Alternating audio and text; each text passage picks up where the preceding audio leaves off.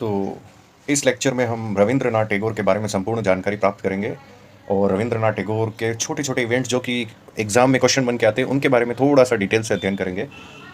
भारतीय राष्ट्रगान के रचयिता, विश्वविख्यात साहित्यकार, नोबेल पुरस्कार से सम्मानित और अपनी कविताओं से देशभक्ति का संचार करने वाले गुरुदेव रविंद्रनाथ टैगोर को सत सत नमन। ये इनका संपूर्ण परिचय है कि जिनको नोबेल पुरस्कार भी मिला, साहित्य का पुरस्कार भी मिला, विश्वविख्यात भी है, राष्ट्रगान के रचयिता है, दो देशों के बांग्लादेश और इंडिया के राष्ट्रगान के ये रचयिता है। तो रविंद्रनाथ टैगोर को एक साहित्यकार की श्रेणी में बहुत बड़ा उपनाम दिया गया है। तो इसके बारे में हम इसमें छोटे से पॉइंट के रूप में चर्चाएं करेंगे।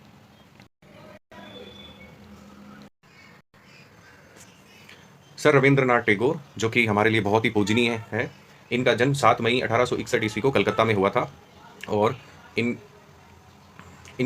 मृत्यु 7 अगस्त 1941 को हुई थी। कवि, उपन्यासकार, चित्रकार, ब्रह्म समाज के दार्शनिक, लेखक और शिक्षाविद थे ये। 1901 में शांति निकेतन आश्रम की इन्होंने स्थापना की थी। 1913 में गीतांजलि कविता संग्रह के लिए नोबेल पुरस्कार जीतने वाले प्रथम एशियाई ये व्यक्ति थे। महात्मा गांधी द्वारा गुरुदेव की उपाधि इनको दी गई। 1915 में ब्रिटेन किंग जॉर्ज पंचम द्वारा नाइटहुड की उपाधि से इनको सम्मानित किया गया।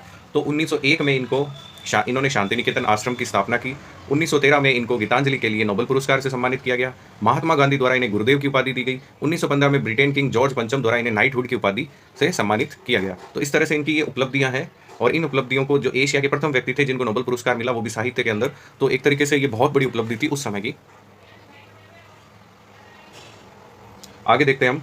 1919 में घटित जलियांवाला बाग हत्याकांड के बाद नाइटहुड की उपाधि इन्होंने लौटा दी। तो उस समय एक जघन्य अपराध जो कि ब्रिटिश गवर्नमेंट द्वारा किया गया था और उसको फिर उन्होंने एक तरीके से अपराध करने के बाद उसकी क्षमा भी अभी तक नहीं मांगी है। तो उस हत्याकांड से पूरा देश आहत हुआ था। तो नाइटहुड की जो उन्होंने उपाधि है वो उस समय 1919 में उन्होंने वापस लौटा दी जलियांवाला बाग हत्याकांड होने के बाद।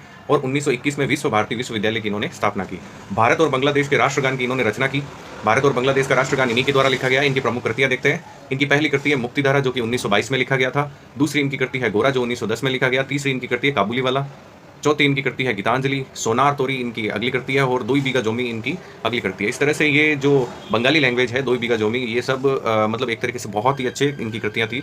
1901 में बंगाल विभाजन के समय बांग्लार माटी बांग्लार जोल नाम का गीत भी इन्होंने लिखा था। तो आपको इनकी साहित्य कृतियां याद रखनी है: मुक्तिधारा, गोरा, काबुली वाला, गीतांजलि, सोनार तोरी और दुई बीघा जोमी। इस तरह से हम रविंद्रनाथ टैगोर के बारे में एक शॉर्ट डिस्क्रिप्शन हमने देखा। धन्यवाद।